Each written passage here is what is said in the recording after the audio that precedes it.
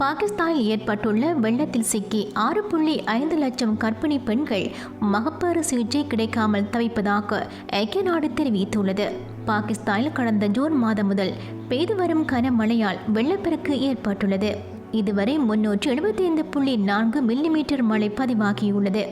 இதனால் ஏற்பட்ட வெள்ளத்தில் சிக்கி 1100க்கும் மேற்பட்டோர் பலியாகியுள்ளனர். பல கோடி வீடுகளை இழந்து வேறு பாதுகாப்பான இடங்களிலும் நிவாரண முகாம்களிலும் தங்க வைக்கப்பட்டுள்ளார்கள்.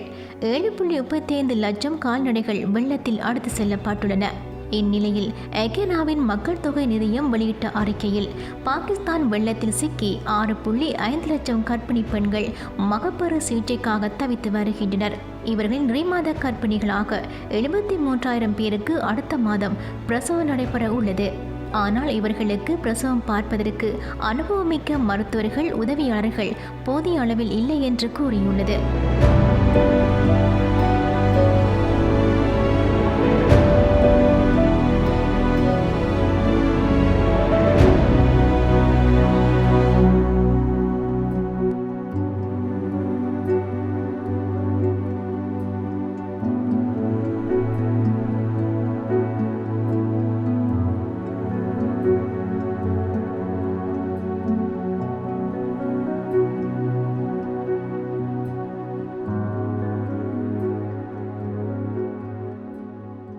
டிவிஐ யூடியூப் சேனலில் இணைந்திருக்கும் நேர்கள் அனைவருக்கும் எமது நன்றி.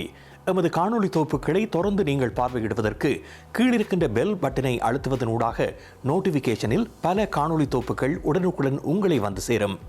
அருகில் இருக்கின்ற முக்கிய காணொளி தொகுப்புகளையும் பார்வையிட தவறாதீர்கள்.